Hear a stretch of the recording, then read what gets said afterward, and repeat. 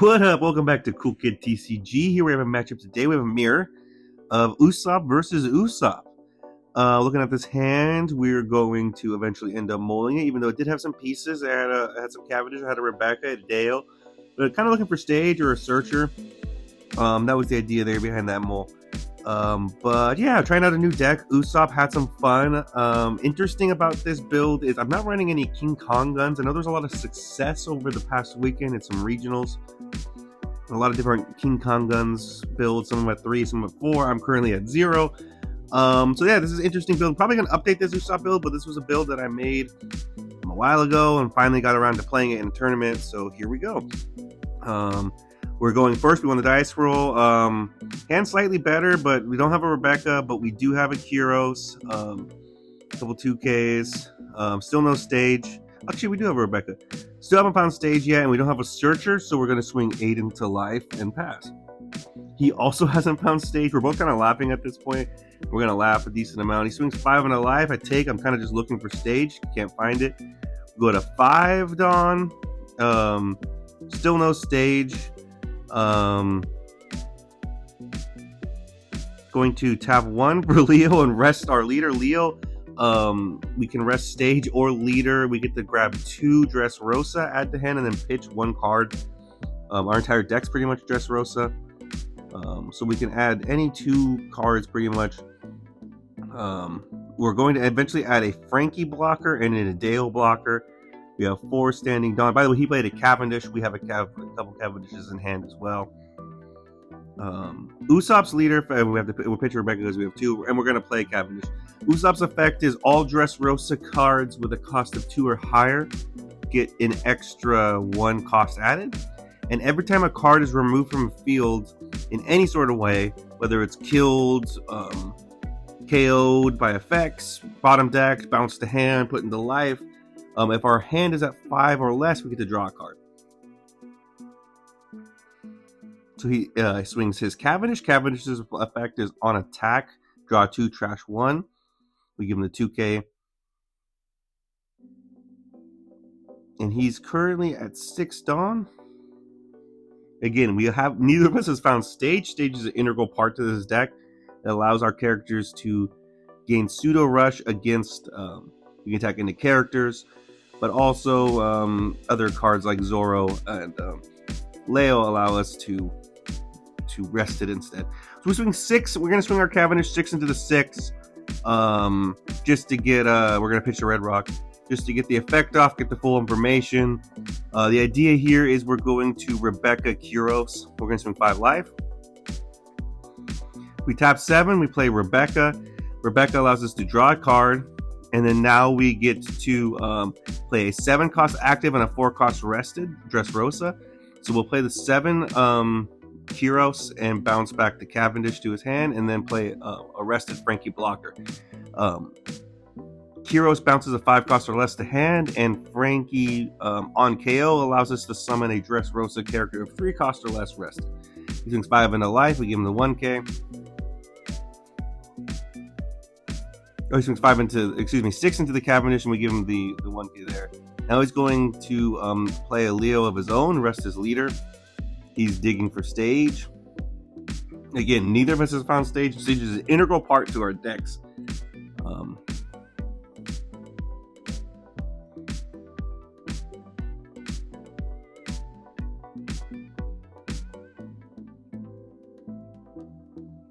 I think the idea with this deck is you want to go first, especially in the mirror, because you want to set up this Rebecca play that we just did on curve. The Rebecca into Kyros into something else is just really strong. If we have stage, we could attack into. We could have bounced the active Cavendish and swung into the rested Cavendish. We also could have popped something if we had like a Zoro. There's just a lot of really cool combos you can do. He hard plays 7 for a Kyros, bounces our Cavendish back to hand. We're going to tap 1 for stage. We finally found it on our 9 Dawn turn.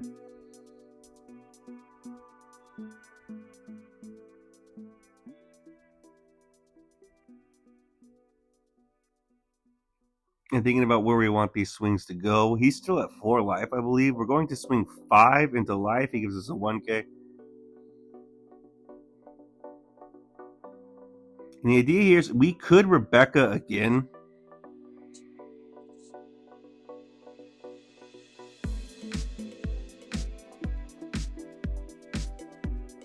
I'm going to swing 5 life again. 9 life. He takes. And then now we're going to tap 7 for another Rebecca. Draw 1. And then now we can do the same thing again. We can play another Kyros. And we can play a rested 4 cost. So what we're going to do is we're going to play over one of the Rebeccas and the Leo. And we're going to play an active Kyros and an inactive Sabo. We're going to bounce that Cavendish back to his hand, and that Sabo 2K on our board has a special effect where if any cards were removed from the field other than Sabo, we can bounce that card back to our hand. So we have a little bit of protection here.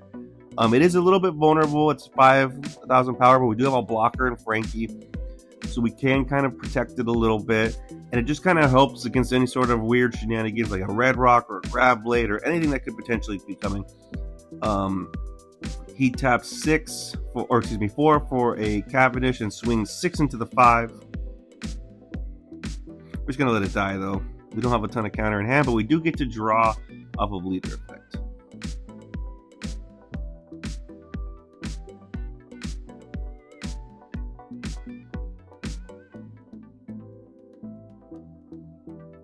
He swings 9 life. We'll take.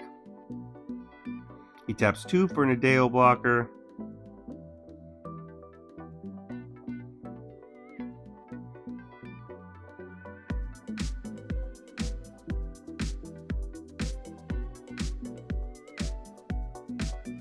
And he just passes. So now we're at the 10 Dawn. Our board's looking pretty nice. His board's looking alright too. He's got a Kyros, but we have 2 Kyroses and we have a Frankie blocker. We have some options. We have a Zoro, we have a Cavendish. We could cycle a little bit. We could pop the Adeo blocker with the Zoro if we wanted. And that's what we're going to do. We're going to tap 4 for Zoro, rest stage. We can pop a 4 cost, and then we mill the top 2 of our deck. So we got rid of his blocker. He just gets to draw off of it when we established a body.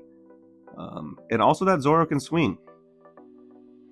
Only into characters. Only in, so he can swing into the Cavendish or the Kyros. We're going to put 2 on and swing 8 into the Cavendish. He gives us 2k, 1k.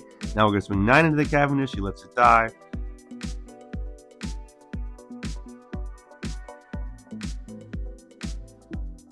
And we're going to swing a big, like 13 into the other Kyros. And then 5 life, and he takes. So now he's on a 2 life. His board is just Leos. We do have to be... I know he, for a fact, he plays King Kong Giant Gun. So we do have to be cognizant of that. I mean, he could buff those Leos, and we could instantly be in a little bit of trouble, but we do have the blocker. We do have the blocker, Frankie. But ultimately, this game seems to be going our way so far. Our board's pretty awesome right now, with 2 Kyros, a Zoro, a Frankie blocker, and that Rebecca too. It's at 4,000 power, but it wouldn't be. It was just a 1 Dawn investment to swing.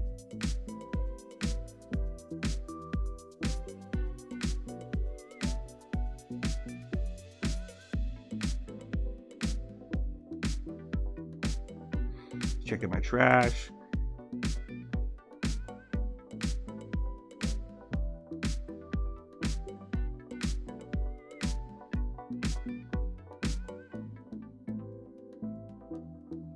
Thinking about the best, or he's thinking about what to do.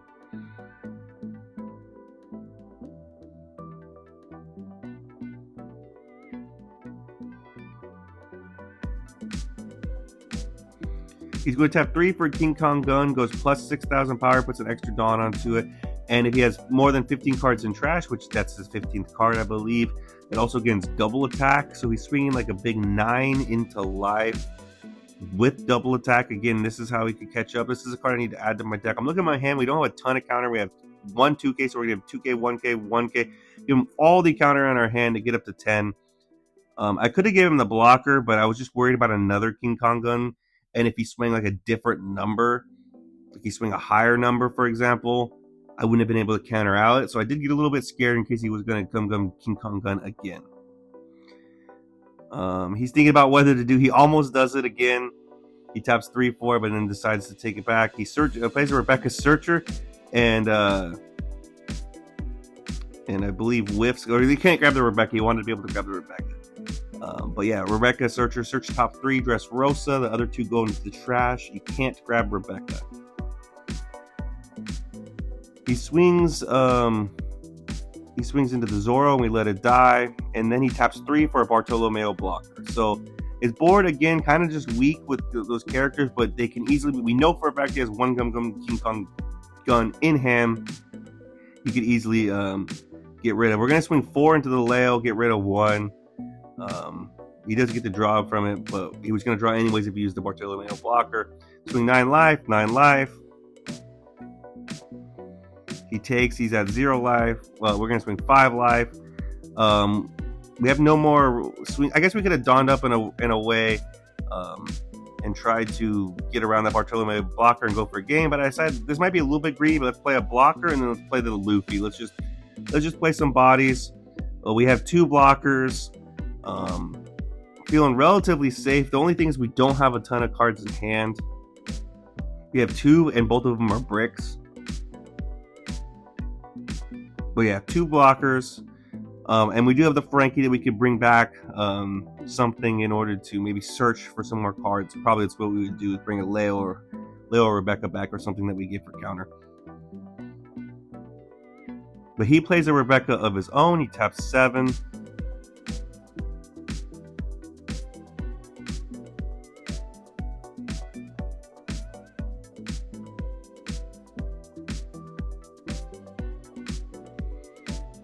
He's counting all the cards or I think he's looking at what he wants to play. He plays a 7-cost Luffy. He's also kind of count the cards in his trash because he swings 7 into the Frankie. That Luffy can attack into active characters. We get to draw a card. We don't activate the effective Frankie. This was a misplay on my part. I should have done that. And then we swing 7 into. He restands the Luffy. He has to put 7 cards back into the bottom of his deck, which he does, and then swings into the blocker. But unfortunately, that gets it so his Gum King Kong gun is now no longer double attack because he had to return 7 cards into the bottom of his deck. So he plays 1 for Rebecca. He's going to grab it a Deo blocker and play that over the Rebecca Searcher. And then he's going to swing into life, and we're just going to take. And then now we're at a point where we could push really hard for game. He has 2 blockers, but our Luffy can swing into active characters. So the idea here is we're just going to swing 7/7 into both the blockers. We're going to restand. We're going to return 7. He's going to pick out 7 cards, usually picking out the high cost in the events, ones that couldn't be returned from Frankie, because that's the only thing that really matters, I think, from interaction with our graveyard. We're going to swing 7 again into the blocker, and then swing 19 for game. So yeah, we got it. I think we kind of got fortunate. I think it was huge that we won the dice roll. We both kind of struggled to find stage, but able to hit that Rebecca Kuros Frankie play very early was just kind of pivotal. So yeah, I mean, definitely an interesting game. It kind of just a weird game because again, we didn't find stage. We didn't get to see exactly what we wanted to see early game, but we were able to pull it out. Thanks for tuning in, guys. Let me know in the comments if I missed anything. I know I missed a Frankie at the end. I could have brought something back. I didn't. But yeah, thanks for tuning in, guys, and see you next time.